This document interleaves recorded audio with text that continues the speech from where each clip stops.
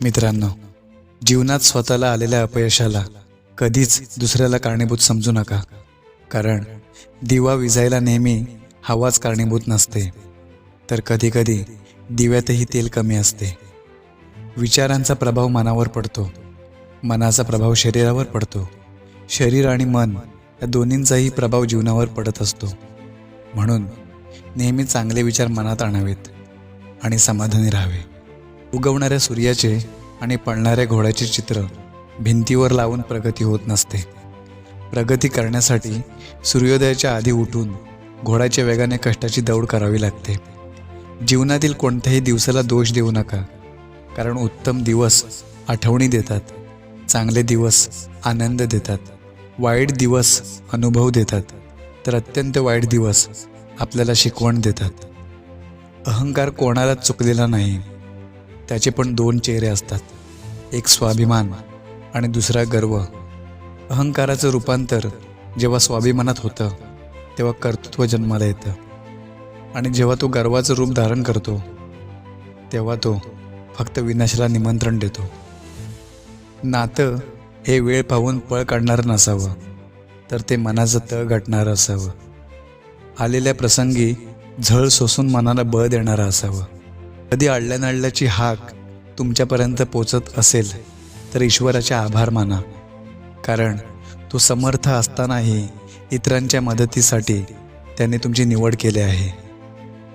त्रास असतानाही प्रामाणिक राहणं, संपत्ती असूनही साधं राहणं, अधिकार असूनही नम्र राहणं, राग असूनही शांत राहणं, यालाच आयुष्याचं व्यवस्थापन म्हणतात.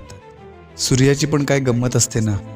पूर्वेकडे असला की तो सूर्योदय आणि पश्चिमेकडे असला तर सूर्यास्त. माणसाचं पण तसंच असतं. समोरच्या व्यक्तीच्या मनाप्रमाणे वागला तर चांगला, आणि त्याच्या मनाविरुद्ध वागला तर वाईट. चांगल्याबरोबर चांगले व्हा, पण वाईटाबरोबर वाईट होऊ नका. कारण हिऱ्यापासून हिरे कोरले जाऊ शकतात, पण चिखलाने चिखल साफ करता येत नाही. माणसाने कितीही प्रयत्न केले तरी अंधारात सावली, म्हातारपणात शरीर आणि आयुष्याच्या शेवटच्या काळात पैसा कधीच साथ देत नाही. साथ देतात ती फक्त आपण जोडलेली जवळची माणसंच. आपण आपल्या आयुष्यात खूप काही मिळवतो, पण बऱ्याच वेळा ज्या कारणांसाठी ही धडपड आपण करतो ते कारणच बऱ्याचदा आपल्याबरोबर राहत नाही. मग राहून राहून मनात येतं काही नव्हतं तेव्हा सुखी होतो. आपल्यासोबत असणारी माणसं जगायला शिकवतात, तर आपल्याला सोडून जाणारे पुढं कसं वागायचं ते शिकवतात. म्हणून माणसाचं महत्त्व आयुष्यात मोलाचं असतं, मग ते येणारे असोत की जाणारे. आयुष्य आनंदी ठेवायचे असेल तर स्वाद आणि वाद या दोन्ही गोष्टींचा त्याग करावा लागतो. स्वाद सोडला तर शरीराला फायदा होतो, आणि वाद सोडला तर नाते टिकवण्यासाठी फायदा होतो. आयुष्य आणि पुस्तकातील व्याकरण सारखेच असते. शब्दांची निवड चुकली की वाक्य बिघडते, आणि माणसांची निवड चुकली की आयुष्य बिघडते.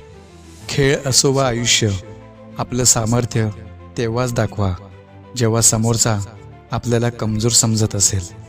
उद्याचं सुख त्यालाच अनुभवायला मिळेल जो आज असलेल्या परिस्थितीशी संघर्ष करेल.